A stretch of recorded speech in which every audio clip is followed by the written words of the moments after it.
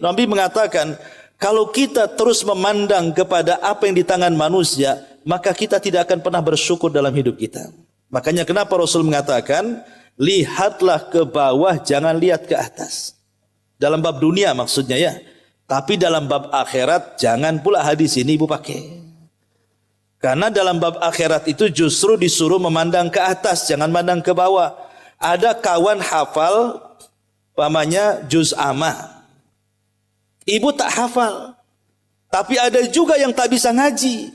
Jangan pula, masih mending saya tak hafal juz amma, tapi saya bisa ngaji. Si anu tak bisa ngaji, tak bunyi pun kalau ngaji itu. Kan nggak bisa seperti itu dalam bab agama itu. Dalam bab agama itu harus melihat, masa si anu bisa hafal saya tak hafal, gitu maksudnya.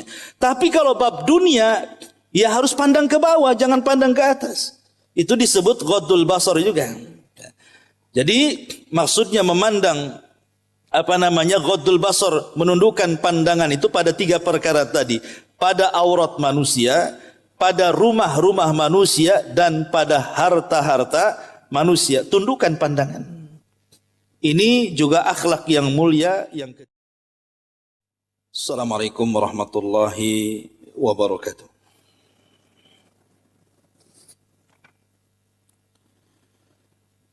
Alhamdulillah. Wassalatu wassalamu ala Rasulillah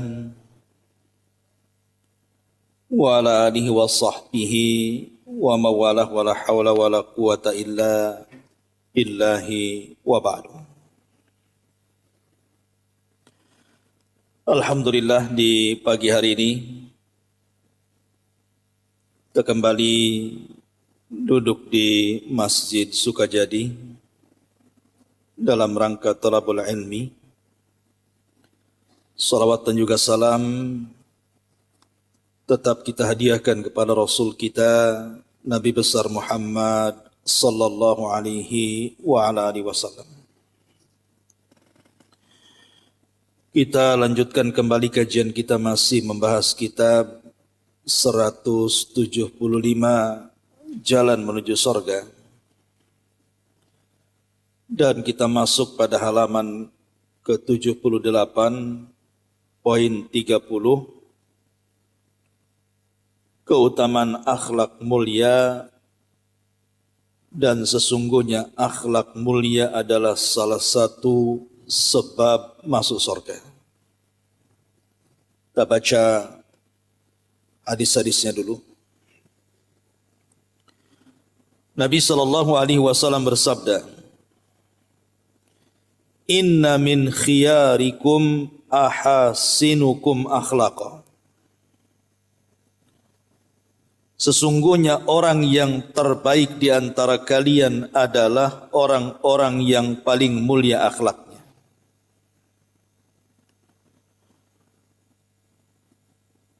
Kemudian hadis berikutnya, an Abi Hurairah radhiyallahu anhu qala, Su'ila Rasulullah sallallahu alaihi wasallam an aktsari ma yudkhilun nasal jannata faqala taqwallahi wa husnul khuluqi. Wa su'ila an aktsari ma yudkhilun nasan nara faqala al-fam wal faraj. Dari Abu Hurairah radhiyallahu anhu, dia berkata, Nabi SAW pernah ditanya tentang perkara yang paling banyak memasukkan manusia ke dalam sorga. Beliau menjawab, takwa kepada Allah dan akhlak yang mulia. Kemudian beliau ditanya tentang perkara yang paling banyak memasukkan manusia ke dalam neraka. Beliau menjawab, mulut dan kemaluan. Kemudian Rasul mengatakan juga, Ma syai'un athqalu fi mizanil mu'mini yawmal qiyamati min khuluqin hasanin. Wa inna allaha la yubghidul fahishal badhi. Tidak ada satu amalan yang paling berat dalam timbangan seorang mukmin pada hari kiamat daripada akhlak yang mulia. Dan sungguh Allah membenci orang yang banyak bicara dan suka berkata kotor.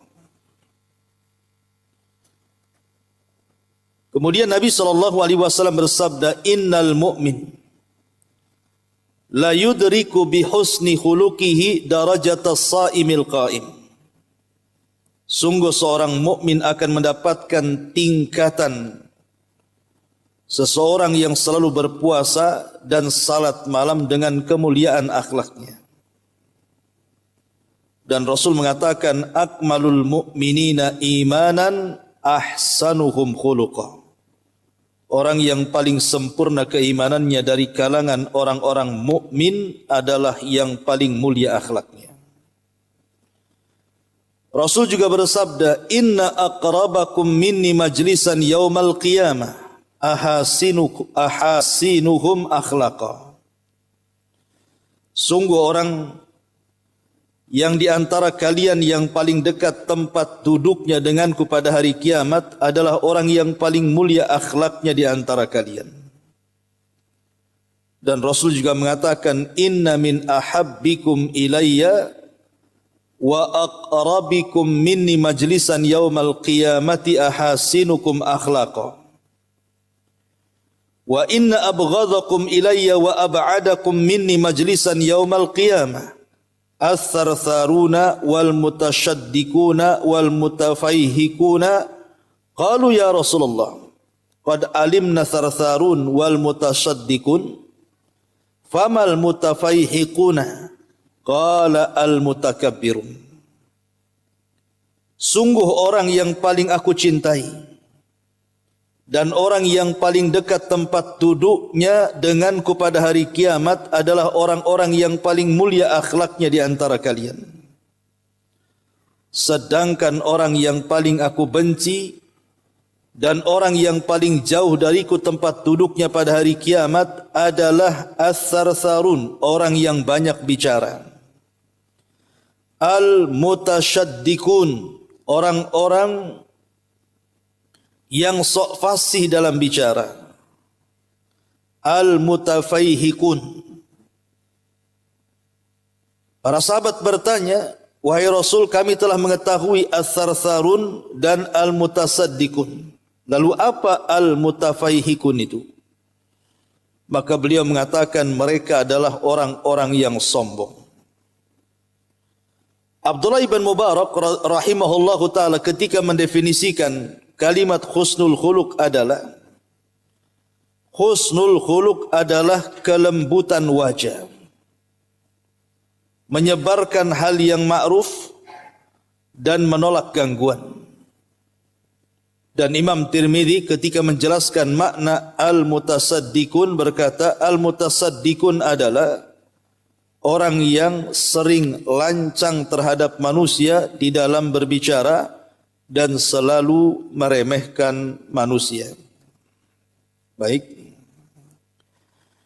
Inilah hadis-hadis tentang keutamaan husnul khuluq, baiknya akhlak. Ma'asyiral muslimat yang dimuliakan Allah Subhanahu wa taala. Manusia tidak mungkin mampu melembutkan manusia yang lainnya dengan harta. Berapalah harta ibu yang ibu bagi-bagikan kepada orang supaya orang itu suka dan cinta dengan kita. Sekaya apapun orang itu tidak sanggup memberikan kekayaannya kepada semua orang. Ataupun boleh jadi mungkin dengan jabatan dia gunakan jabatannya untuk supaya manusia suka dengan dia. Ya, ketika ada jabatan, kalau jabatannya kemudian berhenti, macam mana pula nasibnya? Atau dengan nasab yang baik, boleh jadi mungkin dia anak seorang tokoh agama. Kemudian dia unggulkan nasabnya supaya orang cinta dengan dia, atau mengaku-ngaku keturunan Nabi SAW supaya cinta manusia kepadanya. Itu tidak bisa dilakukan. Ya, boleh jadi ada yang cinta dan ada yang tidak cinta. Maka satu-satunya kita melembutkan hati manusia supaya manusia suka dengan kita itu hanya dengan akhlak. Akhlak itu tanpa harus mengeluarkan biaya. Tidak harus kemudian menonjolkan pangkat dan jabatannya. Tidak perlu kemudian harus mengaku-ngaku keturunan fulan dan alan. Cukup kita ini berakhlak, insya Allah manusia suka.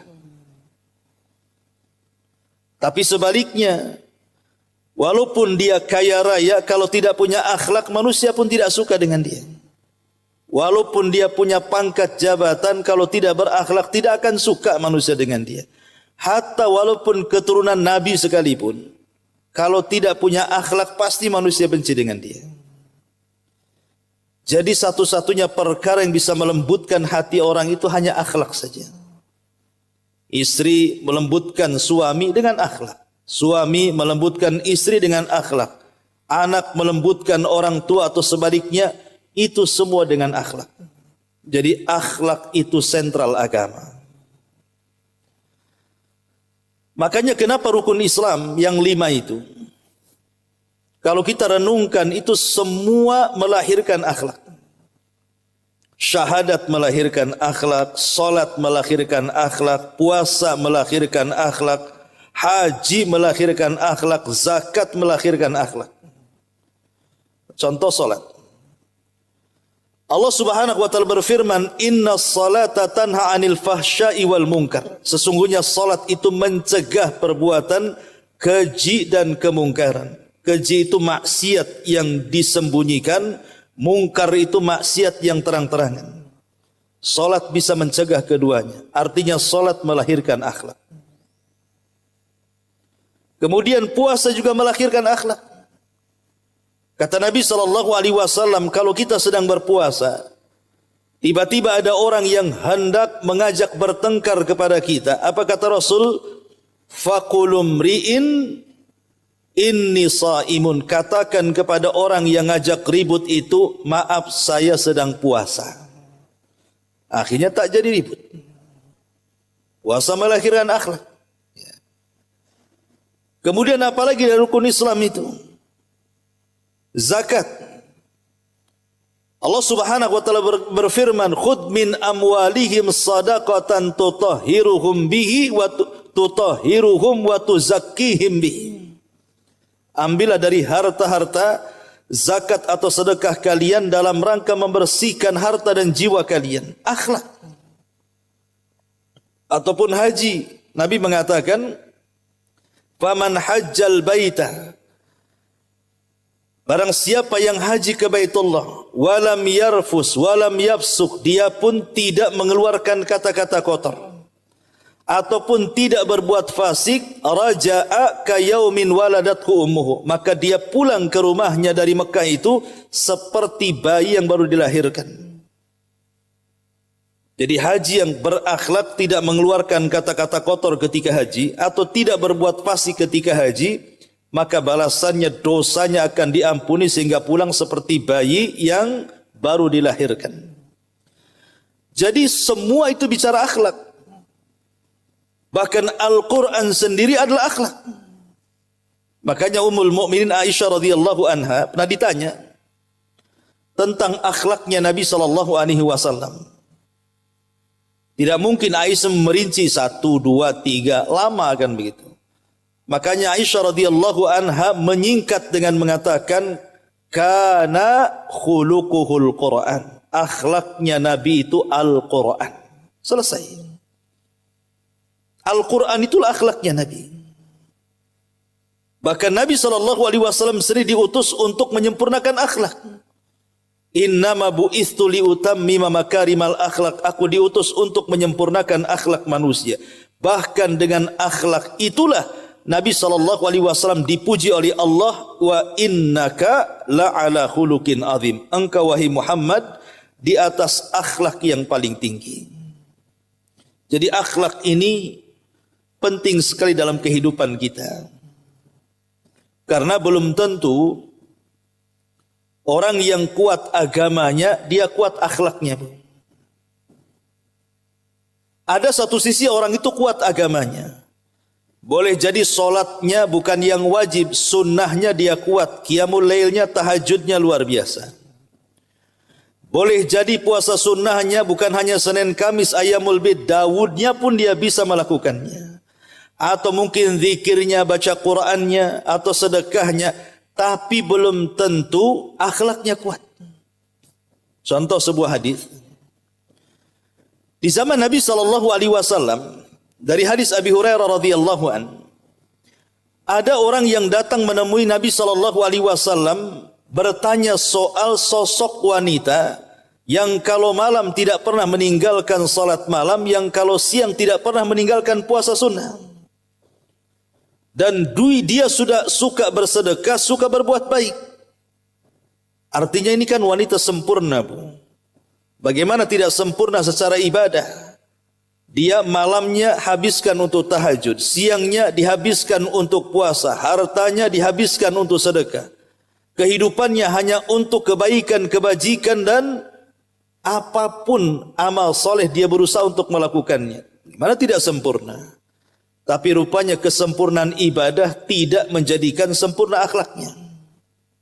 Karena sahabat ini mengatakan, ya Rasulullah, walakin tu'dhi jiranaha bilisaniha. Wahai Rasul, tapi wanita ini ada kurangnya. Ada kurang-kurangnya. Apa kata Rasul kurangnya? Maka laki-laki ini mengatakan dia suka menyakiti tetangganya dengan lisannya. Artinya orang yang tahajud belum tentu bisa menjaga lisan. Orang yang puasa belum tentu bisa menjaga lisan. Orang yang suka ngaji dan sedekah belum tentu bisa menjaga lisan. Karena di zaman Rasul ada orang seperti ini. Tapi wanita ini suka menyakiti tetangganya dengan lisannya, wahai Rasul. Maka Rasul mengatakan apa? La khaira fiha, wanita itu hilang kebaikannya. Bal hiya min ahlin nar, pantaslah wanita itu masuk neraka, kata Nabi. Jadi akhlak ini ada dua macam, Bu. Ada yang memang sifatnya difitrahkan Allah kepada kita. Tapi ada juga yang sifatnya kita pelajari. Kita harus membiasakan dengan akhlak itu. Sebagaimana ibadah juga harus membiasakan supaya kita terbiasa dengan ibadah itu, maka akhlak juga sama.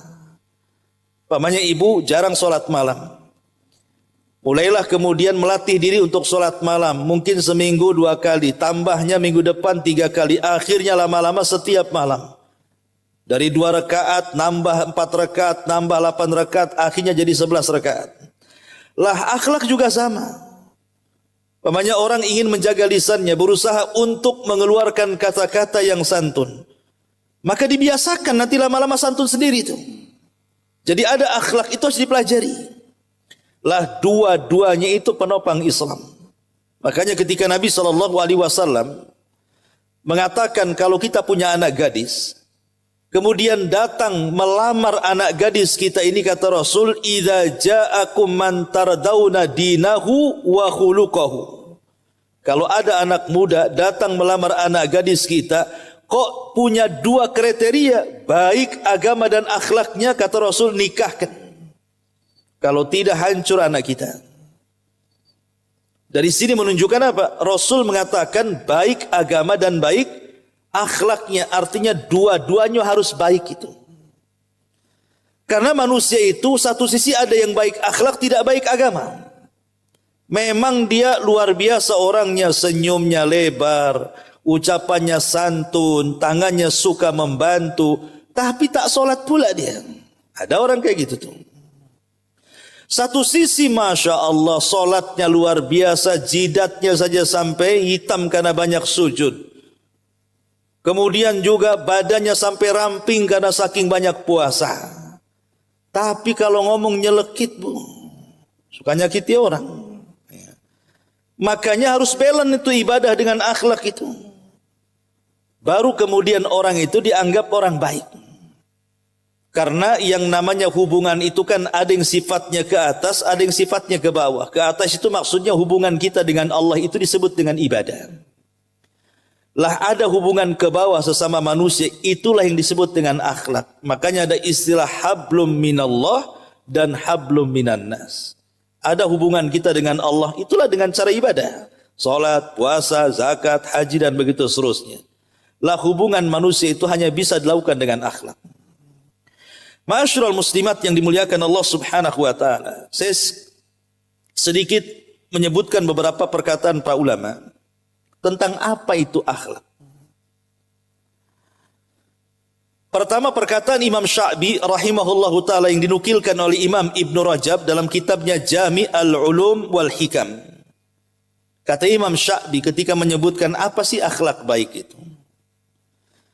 Beliau mengatakan, qala husnul khuluqi al-badhalatu wal-atiyatu wal-basharatul hasan wa kana Sya'biyu kadzalik. Jadi Imam Sya'bi rahimahullah ta'ala mengatakan akhlak baik itu ada di 3 perkara. Pertama, al-badhalatu. Berusaha untuk sekuat tenaga kita ini membantu orang. Kalau kita punya ilmu, ya kita ajarkan ilmunya. Kalau kita punya harta, ya bantu dengan harta kita. Kalau kita punya tenaga, ya dengan tenaga kita. Kalau kita punya waktu, ya dengan waktu kita. Kalau kita punya pikiran, ya dengan pikiran kita. Itu disebut badlu. Kemudian juga wal atiyatu. Atiyah itu karam, dermawan. Wal basyaratul hasan, dan pasang wajah yang baik dengan senyumannya, dengan kata-katanya. Karena terkadang ada orang itu memberi, tapi dengan memasang wajah yang tidak baik, itu sudah enggak enak juga. Makanya kenapa ada ayat Al-Quran mengatakan qaulun ma'ruf khairun min sadaqatin yatba'uha adha. Ucapan yang santun itu jauh lebih baik dibandingkan sedekah tapi nyakiti orang yang dikasih. Umpamanya ada orang bawa proposal tuh, jalan-jalan ke perumahan. Ibu ada di ruang tamu. Takut langsung gordennya ditutup. Nampaklah sama orang yang bawa proposal itu. Itu kan nyakiti, Bu. Apain emang saya ini penjahat kan gitu ya. Kalau nggak ngasih nggak usah nyakiti orang. Atau kayak interogasi. Kamu dari mana? Dari Indonesia. Mana tanda tangannya? Mana cap lurahnya, camatnya, semua diinterogasi kayak polisi, Bu. Kepo, kayak polisi. Kalau nggak ngasih nggak usah, Bu. Bilang saja maaf, belum ada uang. Itu bohong lah, pasti ada tuh. Maaf belum bisa ngasih. Ya semoga lain kali. Mudah-mudahan Allah luaskan rezekimu. Kan enak bukan gitu. Ya. Kalau umpamanya nggak ngasih, udah saya kasih. Tapi sampai kiamat jangan datang lagi ya kamu. Nah, ini kan nyakiti orang, Bu. Jadi itu nggak akhlak namanya. Ini perkataan Imam Sya'bi. Kemudian juga perkataan Imam Ibnul Mubarak. Beliau mengatakan akhlak yang baik itu adalah bastul wajhi wa badlul ma'ruf wa kaful adha. Beliau juga Imam Ibnu Mubarak membagi akhlak yang baik itu 3. Pertama, bastul wajhi. Memasang wajah yang berseri. Artinya penuh dengan senyuman, penuh dengan kata-kata santun, sama juga dengan perkataan Sya'bi tadi. Karena biasanya kalau orang ketemu senyum, itu udah senang kita nengoknya. Tapi kalau ketemu orang sudah tidak senyum, kita ada curiga, ngapain dia? Jangan pinjam utang pula kan. Atau terbalik juga, senyum juga bisa pinjam uang tuh. Tapi maksudnya kalau orang terbiasa senyum itu memang menunjukkan dia berakhlak itu. Kemudian juga kata Imam Ibnul Mubarak, badlul ma'ruf. Mencurahkan setiap kebaikan untuk orang lain. Kira-kira apa yang saya bisa bantu? Saya ada motor. Bilang saja kalau umpamanya mau kemana-mana, ambil sajalah motor saya pakai saja. Saya ini ada ya uang sedikit banyak lah, nanti saya bantu. Pokoknya apapun kebaikan orang dia bantu. Kemudian kaful adha. Dia tidak suka menyakiti orang. Mau menggibah tak jadi. Mau menjelek-jelekan tak jadi. Mau menyakiti orang tak jadi. Nah, itu namanya kaful adha. Lah ini kata Imam Ibnul Mubarak itulah disebut akhlak yang baik. Kemudian Imam Ahmad ibn Hanbal rahimahullahu taala juga mengatakan, husnul khuluqi alla taghdab wala tahqid. Jadi baik akhlak itu ketika engkau tidak marah dan ketika engkau tidak benci. Imam Ahmad mengatakan di antara husnul khuluq adalah ketika kita bisa menjaga emosi. Jangan marah. Karena biasanya dari marah ini akan muncul akhlak-akhlak buruk yang lainnya. Awalnya hanya marah saja, tapi dari kemarahan ini keluarlah kata-kata kotor. Semua binatang keluar. Dari marah ini masang muka kayak setan. Itu udah merah, mata mau keluar gitu ya, urat udah kencang, itu nakutin orang. Kemudian juga wala tahqid kata Imam Ahmad. Jangan dengki. Maksudnya jangan iri, jangan hasad. Itu juga bagian daripada akhlak. Ini menurut Imam Ahmad ibn Hanbal rahimahullah ta'ala. Kemudian juga sebagian ulama yang lain seperti Ishaq ibn Rahawih mengatakan, husnul khuluq adalah kadmul ghaidhi lillah. Menyembunyikan amarah. Kita lagi emosi dengan orang, tapi kita berusaha memasang muka datar seolah-olah nggak ada masalah. Padahal sebenarnya memuntah itu omongannya. Tapi dia emosi, emosinya dia jaga. Jangan sampai nampak kalau dia sedang emosi. Itu akhlak, kata Ishaq ibn Rahawih. Izharut talaqati, menampakkan senyuman dalam wajahnya. Wal afu aniz zalin, dan berusaha untuk memaafkan kepada orang yang tergelincir. Wa kaful adza an kulli muslimin, mencegah tidak melakukan keburukan kepada siapapun dari orang-orang Islam. Termasuk juga wassamahatu, dan berusaha untuk lapang dada dan bisa memaafkan. Lah ini di antara perkataan para ulama tentang akhlak. Bahkan sebagian para ulama juga ada yang mengembangkan akhlak itu dan mengatakan an yakunal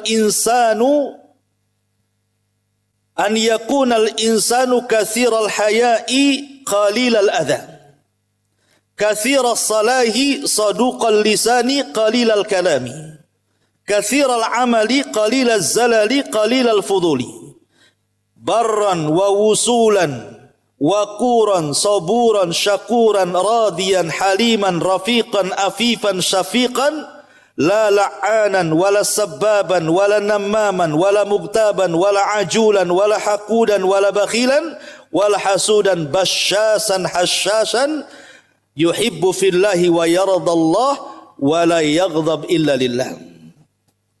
Sampai ulama mengembangkan akhlak itu adalah kathiral haya, memperbanyak perasaan malu.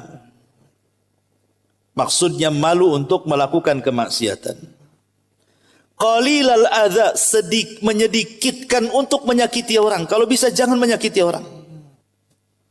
Katsiras salah, berusaha untuk memperbaiki orang. Ada orang yang bertengkar, berusaha kita damaikan. Saduqal lisan, lisannya ini kalau bicara semua kebenaran dan kejujuran. Dia tidak pernah ngomong dusta atau hoax. Qalilal kalam, dan sedikit bicara. Atau kalau tidak bisa berkata santun, dia diam. Katsiral amali, banyak beramal. Tapi qalilaz zalali, tapi berusaha sedikit tergelincir. Qalilal fuduli, dan berusaha untuk tidak memperbanyak hal-hal yang tidak bermanfaat. Barron, berusaha untuk birrul walidain. Wa wusulan, berusaha untuk bersilaturahim. Wa quran, berusaha untuk tenang, tidak tergesa-gesa. Saburan, berusaha untuk sabar. Syakuran, berusaha untuk bersyukur. Radiyan, berusaha untuk ridha. Haliman, berusaha untuk lembut. Rafiqan afifan syafiqan, berusaha untuk menjaga kehormatan dan tidak memecah belah orang. La la'anan, tidak suka melaknat. Wala sabbaban, tidak suka mencela. Wala namaman, tidak suka mengadu domba. Wala mughtaban, tidak suka menggibah. Wala ajulan, tidak tergesa-gesa. Wala haqudan, tidak juga dengki. Wala bakhilan, tidak bakhil. Wala hasudan, tidak hasad. Basyasan hassasan, memasang muka yang sangat cerah dan penuh dengan senyuman. Yuhibbu fillah, mencintai karena Allah. Wa yardha fillah, redha karena Allah. Wa la yaghdab illa lillah, dan tidak marah kecuali karena Allah subhanahu wa ta'ala. Lihat, inilah akhlak ini. Jadi kalau kita bisa melakukan semua yang dikatakan para ulama ini, maka kita menjadi orang yang berakhlak. Baik, kita akan bentangkan sedikit. Ada 20 akhlak yang harus diprioritaskan dalam kehidupan kita itu. Apa saja 20 akhlak ini kalau kita amalkan, maka kita sudah menjadi orang yang paling berakhlak. Pertama, as-sidqu. Pertama, as-sidqu. As-sidqu itu artinya kejujuran. Lah kejujuran ini ada beberapa macamnya. Pertama, as-sidqu ma Allah. Jujur kepada Allah subhanahu wa ta'ala. Dengan cara apa? Dengan cara ikhlas dalam beribadah. Sebab kalau ibadah kita bukan karena Allah, berarti ibu tak jujur dengan Allah tuh. Pamannya ibu sholat. Sholatnya bukan karena Allah, tapi karena ada teman yang di sampingnya, akhirnya yang tadinya niatnya wadduha jadi lam yakuni laga panjang. Nah, ini kan bukan karena Allah, berarti tak jujur dengan Allah tuh. Pamannya ibu lagi membaca Quran. Tadinya sih mau selesai, selembar lagi selesai, tapi karena ada orang ditambah 1 juz, mungkin lama lagi duduknya, itu sudah tidak jujur sama Allah namanya. Karena niatnya bukan lillah tapi li ghairillah. Ini yang pertama. Kemudian yang kedua, as-sidqu ma'an nas. Jujur kepada manusia dengan cara apa? Tidak berdusta. Fala yakdzib al-muslim fi hadithihi ma'al akharin. Tidak suka berdusta dalam bicaranya itu bersama manusia. Dia berusaha untuk jujur. Kemudian juga as-sidqu ma'an nafsi. Jujur kepada diri sendiri. Dengan cara apa? Dengan cara mengakui kekurangannya. Karena ada orang bodoh sok pintar, Bu. Dia tahu dirinya bodoh, tapi sok pintar kepada orang kan itu. Itu tidak jujur pada diri sendiri namanya. Dia tidak punya skill dalam masalah itu, ngaku-ngaku pula bisa. Kamu bisa bengkel? Bisa, padahal tak bisa. Dikasih motor pusing dia, makin rusaklah motor itu. Lah itu tidak jujur pada diri sendiri namanya. Termasuk juga as-sidqu fil hadis. Jujur ketika bicara, dan sidqu fil muamalah. Jujur ketika bermuamalah. Tidak mengurang-urang takaran, tidak mengurang-urang timbangan, tidak mengurang-urang meteran, tidak curang dalam dagang, dan begitu seterusnya. Ini yang pertama. Karena akhlak jujur ini akan mengantarkan kepada kebaikan, dan kebaikan itu pasti mengantarkan ke surga. Yang kedua, al-amanah.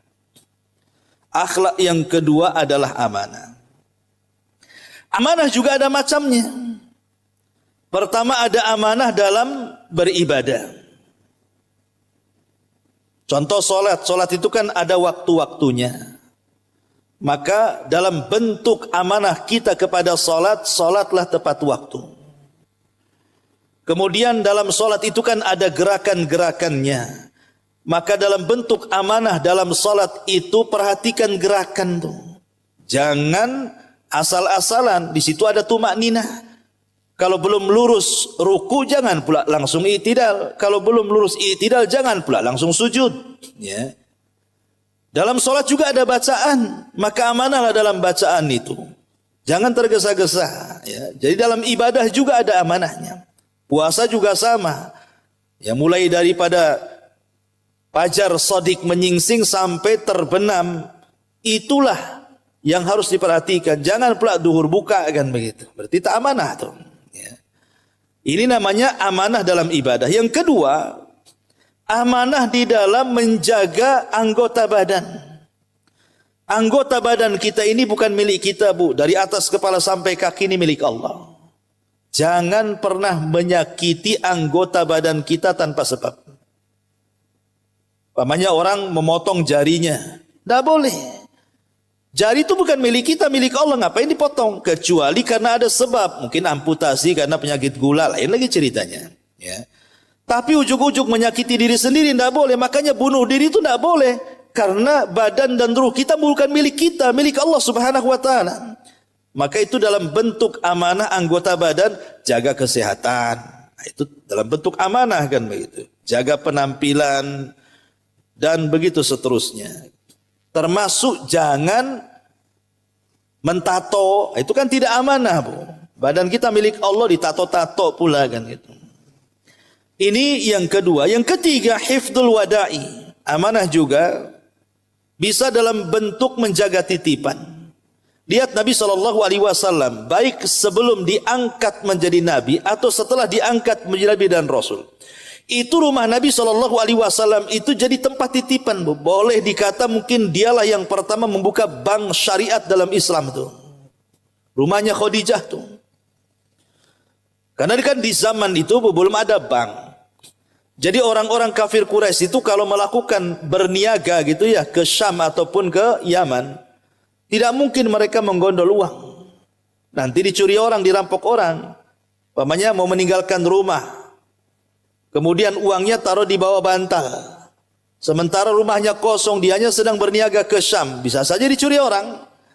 Makanya biasa uang-uang mereka itu dititipkan ke rumah Nabi. Sampai mereka datang dibalikan lagi itu duitnya. Itulah Nabi SAW menjaga amanah dari titipan.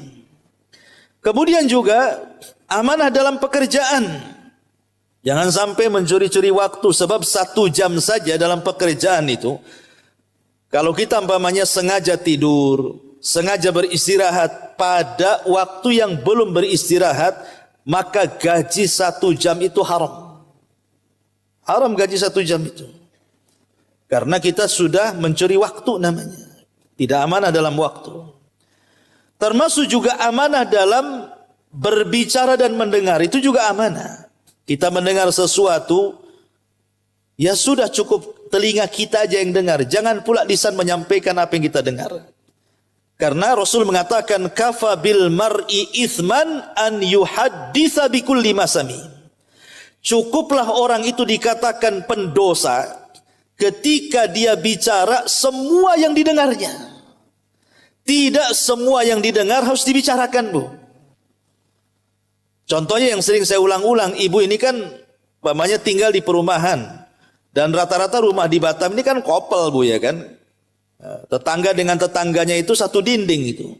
Sehingga kadang-kadang apa yang dibicarakan tetangga kedengaran pula ke telinga kita. Apalagi nggak pakai tembok, pakai triplek, Bu. Oh, apalagi tripleknya bolong-bolong. Makin dengar lagi kan. Lah ini tidak semua yang dibicarakan tetangga itu kita ceritakan kepada orang. Bahkan cukup kita yang tahu. Itulah namanya hifdzul amanah. Ini akhlak yang kedua. Kemudian akhlak yang ketiga, ghaddul basar. Menundukkan pandangan. Menundukkan pandangan ini dari apa? Pertama, menundukkan pandangan dari aurat manusia. Jangan memandang aurat manusia, baik lawan jenis atau satu jenis. Kan sekarang ibu lihat di handphone itu. Kadang-kadang nengok YouTube atau nengok apa gitu, sinetron atau apa kan gitu. Ini penggemar drakor nih biasanya kan. Nah itu kan terkadang walaupun sesama ibu nonton perempuan di situ, tapi kan dia tidak pakai pakaian yang syar'i kan. Dia nampak betisnya, nampak uratnya. Walaupun ibu dengan ibu tetap tidak boleh. Harus menjaga pandangan, apalagi dengan laki-laki. Ini yang pertama ya, maksudnya ghaddul basar an auratin nas. Tundukkan pandangan dari aurat manusia. Yang kedua, ghaddul basar an buyutin nas. Menundukkan pandangan dari rumah-rumah manusia. Ibu lagi jalan di perumahan. Nampaklah ada rumah tetangga itu pintunya terbuka. Sempat-sempatnya berhenti nengok. Ada apa di dalam itu katanya. Nggak usah bu. Ya.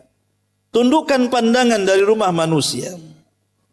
Nggak boleh kita ini melihat-lihat manusia, rumah orang. Umpamanya ibu sedang main ke rumah kawan. Kemudian ibu sudah salam 3 kali, assalamualaikum tak dijawab. Assalamualaikum tak dijawab. Assalamualaikum tak dijawab. Pulang bu. Jangan mutar ke belakang nengok di jendela. Ada orangnya enggak. Nggak boleh bu. Itu ghaddul basar. Harus menundukkan pandangan. Takutnya yang dilihat di jendela lain pula, bukan? Makanya kemudian Rasul mengatakan salam itu 3 kali. Kalau tak dijawab balik. Makanya jangan dihabiskan sekali nafas. Bu. Tok tok tok assalamualaikum. Diam aja dulu. Ya. Nanti agak keras bu, tapi jangan pakai palu. Dok dok dok assalamualaikum. Kalau sudah 3 kali tak dijawab balik bu. Itu memang syariatnya seperti itu. Tidak boleh tajassus kita. Ya. Ini yang kedua. Kemudian yang ketiga, ghaddul basar amma fi aidin nas. Tundukkan pandangan dari apa-apa yang dimiliki manusia. Oh tetangga lagi bangun rumah. Rumah kita belum ditingkat, tetangga sudah ditingkat. Biarin. Tidak usah ditengok-tengok. Ya. Nanti setruk bu. Kan ya. Aduh, udah 20 tahun tak ditingkat. Kok baru sebelah beli udah ditingkat. Dari mana tuh duitnya tuh? Jadi kemana-mana nanti. Ya, tetangga baru punya mobil, nggak usah dilihat. Ghaddul basar, nggak masalah. Kita belum ada mobil. Atau mungkin mobil kita lama dah ganti-ganti. Nggak ada masalah. Ghaddul basar, tetap menundukkan pandangan. Karena begini, Nabi mengatakan, kalau kita terus memandang kepada apa yang di tangan manusia, maka kita tidak akan pernah bersyukur dalam hidup kita. Makanya kenapa Rasul mengatakan, lihatlah ke bawah, jangan lihat ke atas. Dalam bab dunia maksudnya ya. Tapi dalam bab akhirat, jangan pula hadis ini ibu pakai. Karena dalam bab akhirat itu justru disuruh memandang ke atas, jangan mandang ke bawah. Ada kawan hafal, umpamanya juz amma. Ibu tak hafal. Tapi ada juga yang tak bisa ngaji. Jangan pula. Masih mending saya tak hafal juz amma, tapi saya bisa ngaji. Si anu tak bisa ngaji, tak bunyi pun kalau ngaji itu. Kan nggak bisa seperti itu dalam bab agama tuh. Dalam bab agama itu harus melihat, masa si anu bisa hafal, saya tak hafal, gitu maksudnya. Tapi kalau bab dunia, ya harus pandang ke bawah, jangan pandang ke atas. Itu disebut ghaddul basar juga. Jadi maksudnya memandang ghaddul basar, menundukkan pandangan itu pada 3 perkara tadi. Pada aurat manusia, pada rumah-rumah manusia, dan pada harta-harta manusia. Tundukkan pandangan. Ini juga akhlak yang mulia yang ketiga. Kemudian akhlak yang mulia yang keempat, al-hilmu. Al-hilmu itu artinya takhiru mukafati zalim. Dia meredam untuk tidak mudah balas dendam. Sebenarnya dia ada kesempatan untuk balas dendam itu, tapi dia tahan. Bisa saya waktu itu saya marah bisa depan dia, tapi saya berusaha untuk halus dalam bicara, tidak mau menampakkan saya sedang balas dendam. Itu namanya al-hilmu. Memang berat, karena Nabi SAW mengatakan, laisa syadidu bisur'ah, innama syadidu alladhi yamliku nafsahu indal ghadab. Orang yang kuat itu bukan ahli gulat, kata Rasul. Tapi orang yang kuat itu orang yang bisa menahan nafsunya saat emosi. Itu disebut al-hilmu namanya. Hilmu itu tidak serta-merta mengeluarkan sesuatu dalam unek-unek kita untuk membalas kezaliman orang. Tapi berusaha untuk dipendam. Ya. Karena bagaimanapun at-ta'anni minasyaitan bu. At-ta'anni minallah al-ajalatu minasyaitan. Kata Rasul, at-ta'anni, ta'anni itu maksudnya tidak tergesa-gesa. Itu dari Allah. Dan tergesa-gesa itu dari setan. Terkadang ketika kita hendak balas dendam nih, ada si Anu dengar menjelek-jelekan kita gara-gara menggibah kita. Kemudian dalam hati kita, awas saja kalau ketemu. Nanti saya akan marah-marah sama dia. Betul-betul ketemu. Akhirnya ibu muntahkan di situ. Ya. Terkadang Bu, tergesa-gesa seperti ini itu akan membuat penyesalan tuh. Bisa saja akhirnya bertengkar, yang tadinya hanya menegur, jadi bermusuhan tuh jadinya kan. Lah itu akibat sifat tidak ada hilmu tadi. Maka ini juga yang keempat, al-hilmu adalah akhlak yang tinggi juga dalam Islam. Kemudian yang kelima, as-samahah. As-samahatu. As-samahatu artinya memudahkan segala urusan untuk manusia. Pokoknya macam mana ibu mudahkan. Bahasa singkatnya, sederhanakan masalah. Jangan pula menyulitkan masalah. Kan ada masalah-masalah yang bisa disederhanakan. Kenapa kalau kita bisa sederhana, kenapa pula dipersulit? Lah, menyederhanakan masalah itu disebut samaha namanya.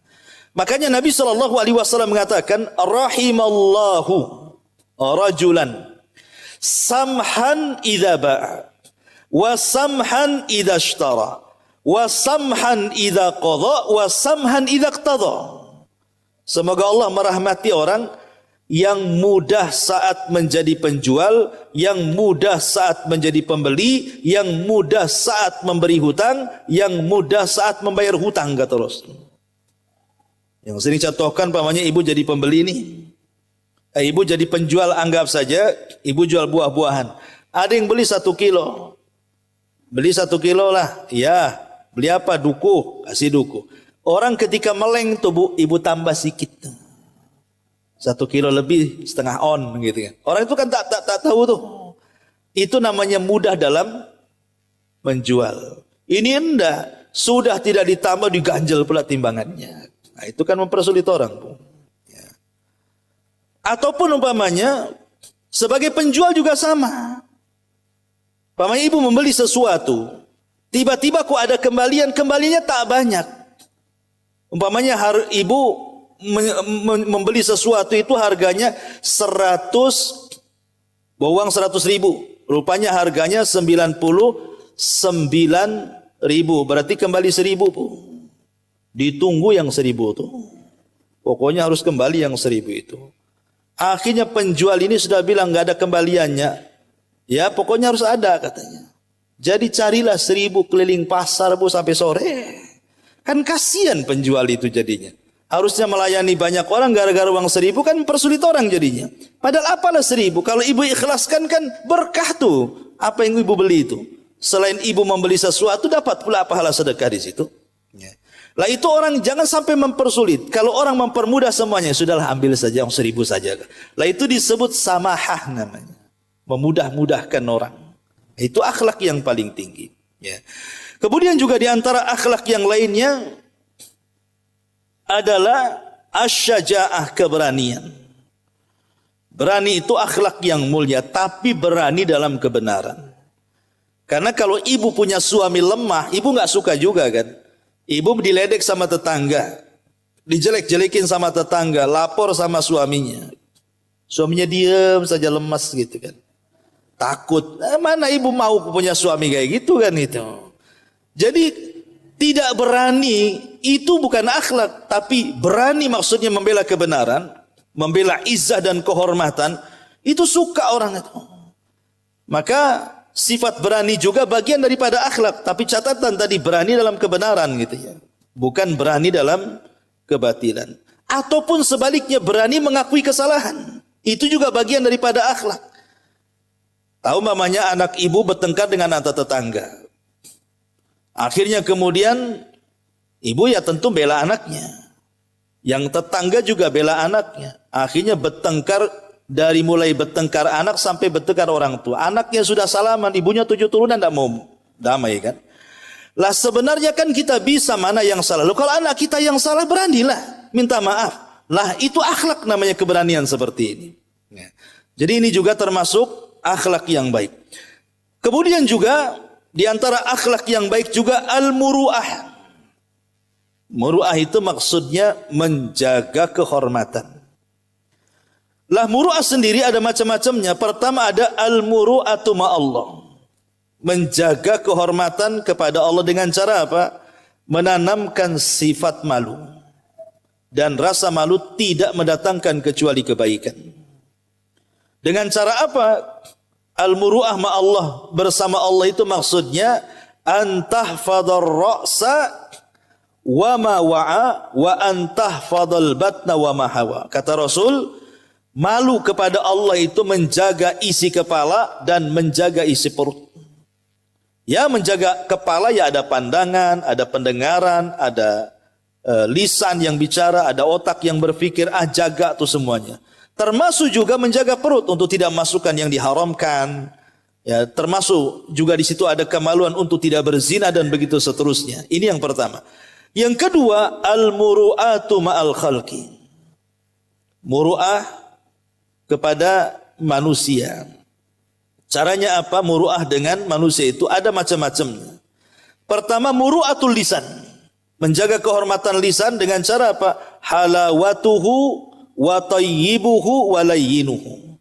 Ucapannya manis, ucapannya baik, ucapannya santun. Jadi kalau ngomong berusaha ambil diksi dan kata-kata yang kira-kira enak didengar.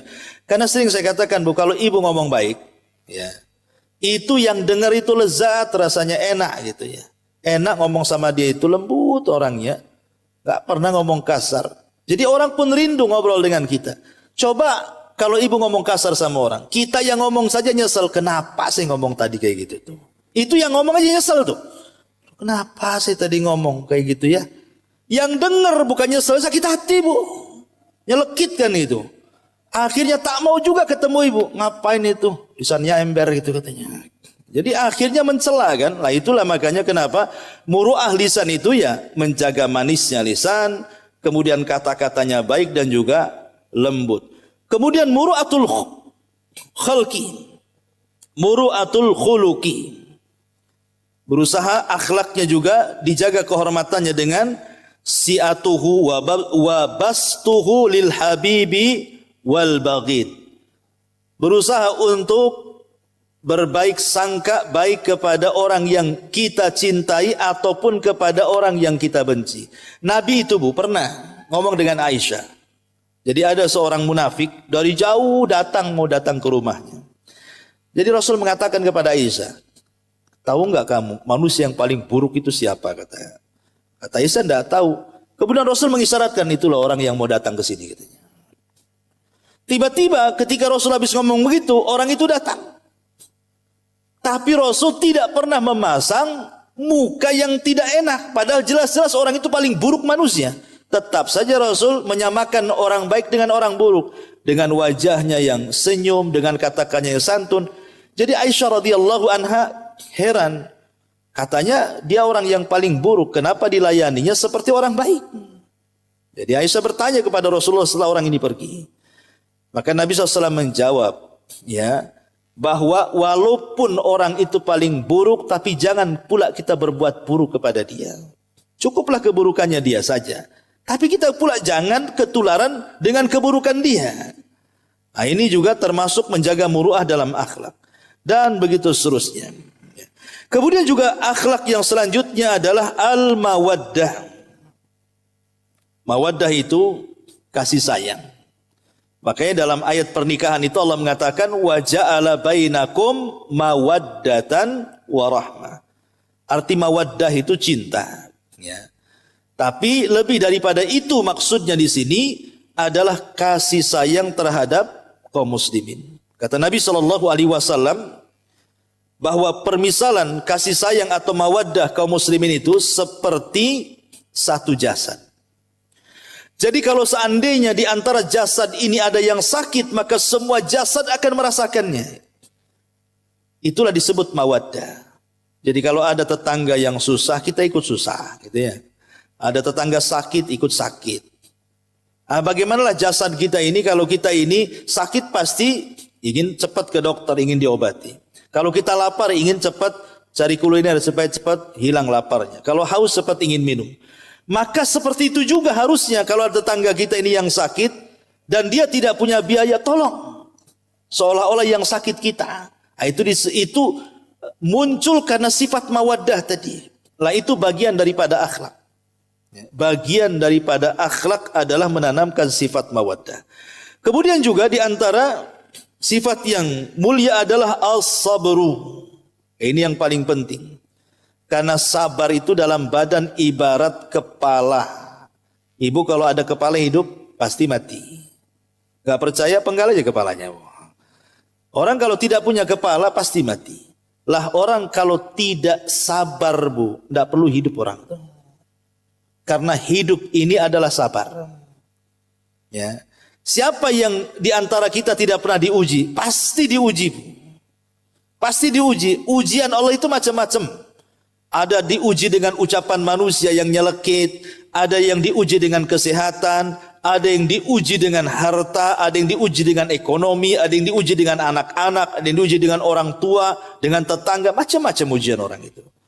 Maka kalau orang tidak pernah sabar, pasti dia mati. Maka sabar itu ibarat kepala dalam badan. Lah, sabar sendiri memang dalam hal-hal yang harus ditekankan oleh para ulama. Apa saja? Pertama, sabar ketika meninggalkan syahwat yang diharamkan. Sabar di dalam meninggalkan syahwat yang diharamkan. Yang kedua, sabar di atas kefakiran dan kesempitan hidup. Kadang ada orang tidak sabar ketika fakir. Kemudian yang ketiga, sabar di dalam berdakwah. Namanya ngajak orang itu belum tentu dapat taufik. Ibulah ngajak saudara sholat tuh belum tentu dia mau sholat, tapi musuhan sudah jelas gitu ya. Kita ngajak sholat di saudara, sudah siang malam kayak perang. Ya. Perangnya jelas, tapi taufik juga tidak kunjung-kunjung datang ke orang yang kita dakwai. Harus sabar. Ya. Kemudian juga sabar alal adzal ladzi yahsulu minal qiyami bil amri bil ma'ruf wan nahyi anil munkar. Sabar ketika mendapatkan ujian.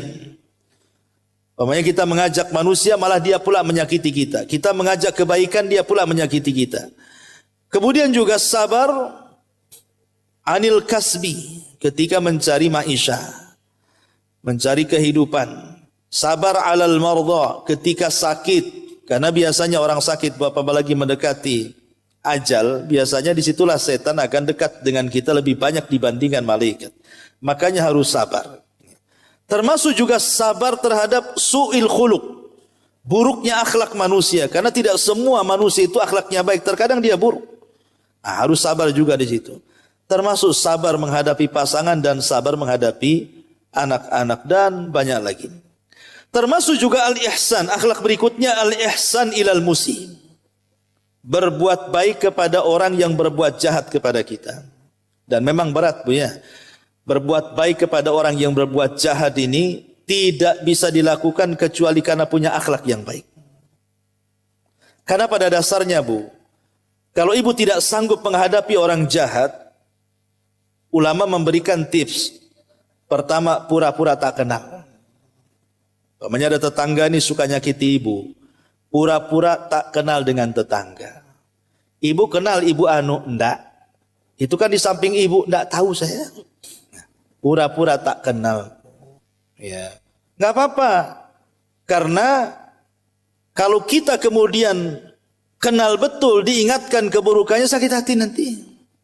Ibu kenal si anu itu kurang ajar itu. Jadinya kan mencela bu kan. Yang tadinya kita nggak keluar kata-kata karena diingatkan orang itu, jadi emosi kita kan. Makanya pura-pura tak kenal, jangan pedulikan gitu maksudnya. Mana dalilnya? Dalilnya tentang Ashabul Kahfi. Ketika Ashabul Kahfi itu dia dimusuhi oleh kerajaan Romawi untuk supaya menyembah berhala, dia kabur. Kemana? Ke gua.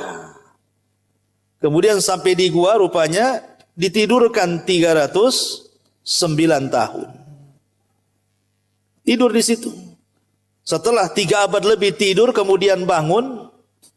Rupanya kerajaan yang selama ini mengejarnya runtuh. Dan mengganti menjadi kerajaan yang baik, kerajaan yang beriman. Artinya mengalahkan musuh tidak harus berperang, Bu.